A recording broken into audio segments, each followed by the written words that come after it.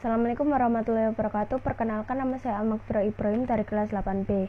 Hari ini saya akan menceritakan legenda batu menangis yang berasal dari Kalimantan Barat. Legenda batu menangis mengisahkan tentang seorang janda dan anak perempuannya yang sangat cantik namun memiliki sifat yang sangat buruk. Dalam legenda ini dikisahkan kehidupan seorang janda miskin dan anak perempuan bernama Darmi. Ibu dan anak gadisnya ini hidup di sebuah bukit jauh dari pedesaan. Darmi berparas sangat cantik hingga membuat semua orang terpesona melihatnya. Darmi selalu membanggakan kecantikannya. Siapa menyangka di balik kecantikan wajahnya, Darmi mempunyai sifat bertolak belakang. Sifatnya tidak secantik parasnya. Gadis ini sangat malas dan tidak pernah membantu ibu.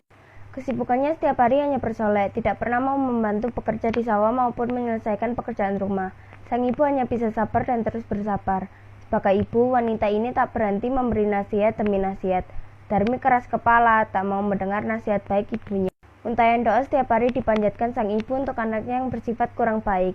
Hanya doa yang bisa dipanjatkan untuk menghadapi anak gadisnya. Setiap nasihat dan perkataannya tidak bisa didengar.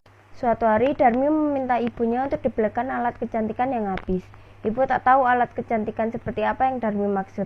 Akhirnya ia mengajak Darmi untuk ikut ke pasar bersama-sama. Darmi sempat menolak, tak mau ke pasar dengan alasan ia tidak mau kulitnya menjadi hitam karena kepanasan. Tapi dengan terpaksa Darmi pun mau ikut dan mengajukan syarat. Syaratnya yaitu ibunya harus berjalan di belakang Darmi. Ia tak mau orang lain melihat ibu dan Darmi berjalan beriringan. Karena rumah mereka yang jauh, ibu dan anaknya ini harus berjalan jauh untuk sampai ke pasar. Darmi berjalan di depan ibunya dengan mengenakan pakaian sangat bagus, sedangkan ibunya berjalan di belakang Darmi dengan pakaian lusuh dan kotor. Saat memasuki desa, semua orang yang melihat Darmi langsung terpesona. Banyak pemuda desa yang mengagumi. Penduduk desa dibuat heran dengan orang di belakang Darmi. Salah satu dari mereka pun bertanya siapa orang yang berjalan di belakang Darmi. Dengan sombongnya, Darmi berkata bahwa ibunya adalah seorang pembantu. Setiap orang yang bertanya, Darmi akan menjawab bahwa orang di belakangnya itu adalah pembantu.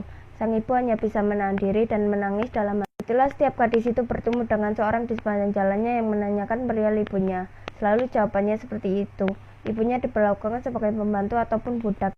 Pada awalnya mendengar jawaban putrinya yang durhaka apabila ditanya orang, si ibu masih bisa menahan diri.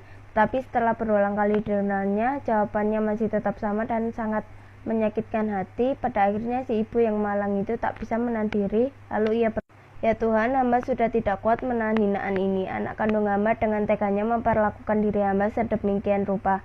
Ya Tuhan, hukumlah anakku yang durhaka ini. Hukumlah." Atas kekuasaan Tuhan Yang Maha Esa, tak lama setelah ibu berdoa, langit menjadi mendung, petir datang dan mulai turun hujan. Perlahan-lahan tubuh Darmi mulai membatu, dimulai dari kaki yang tidak bisa digerakkan, lalu seluruh tubuhnya yang berubah menjadi batu. Darmi menangis ketakutan dan memohon ampun pada ibunya. Ibu tidak dapat berbuat apa-apa lagi. Hukuman untuk Darmi tidak bisa dibatalkan lagi. Darmi menangis dan menyesali perbuatannya. Saat kepala Darmi belum menjadi batu, ibunya melihat Darmi menintikkan air mata. Semua orang di sana menyaksikan peristiwa tersebut. Penduduk setempat percaya bahwa cerita legenda batu menangis benar-benar terjadi. Pesan moral yang bisa dipetik adalah kita harus berbakti kepada orang tua. Kita harus taat dan patuh terhadap perintah orang tua. Karena muka orang tua adalah murka Tuhan juga. Legenda batu menangis dipercaya sebagai kutukan berupa batu dan menyumpahi orang yang sedang menangis. Sampai saat ini, batu menangis masih ada di Kalimantan Barat. Sekian cerita legenda batu menangis dari saya. Semoga bermanfaat. Terima kasih dan wassalamualaikum warahmatullahi wabarakatuh.